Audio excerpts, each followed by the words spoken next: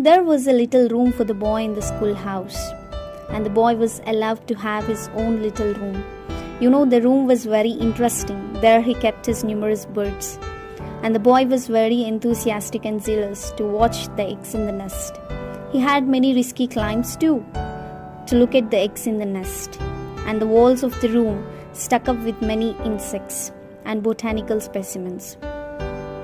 The boy was literally an ornithologist, one who studies birds, entomologist as well, one who studies insects. He was botanist, allowed to have many plant specimens in his room. He is none other but astonishing William Carey, who was born in a village Pollarsbury, 3 miles from the market town of Towncester of England on 17th August 1761. In the year 1767, his father moved to the schoolhouse belonging to the free school at the church end of the village. His father, Edmund Carey, was a journeyman before, a weaver living in a cottage, the humble charactered person. God exalted him by his humbleness, by raising him twofold office of schoolmaster and parish clerk, the duties which the grandfather performed in the south porch of Pollarsbury Church. A tablet may be seen perpetuating the memory of Edmund Carey, who died on June 15, 1816, in the 81st year of his age. Really, the father of William Carey, Edmund Carey, was worth of the memorial for his faithful services and upright character, had won the respect and esteem of all his neighbors. Edmund Carey and Elizabeth Carey gave birth to such a glorious man to the world, William Carey. William Carey, of course, was taught very much by his father, influenced by his father. Then he began his eager pursuit for knowledge, eagerly reading the books as his father possessed. As one of the first achievements, he learned Latin vocabulary.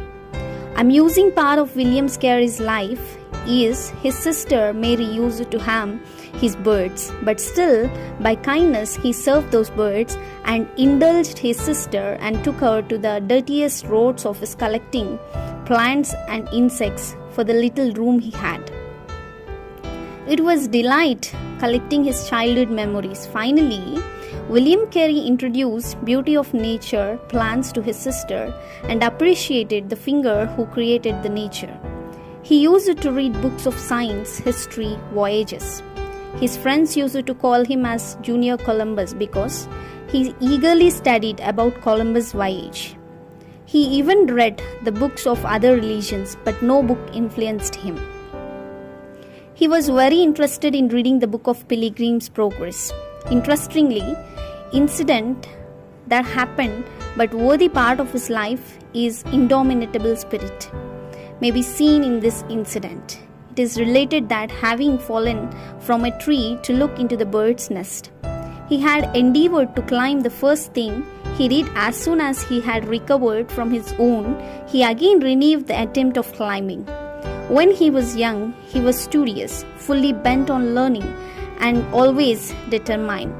He is a man who never gave up on any portion, on any aspect, until he had arrived to a clear knowledge of that and sense of his subject. Nothing could divert him.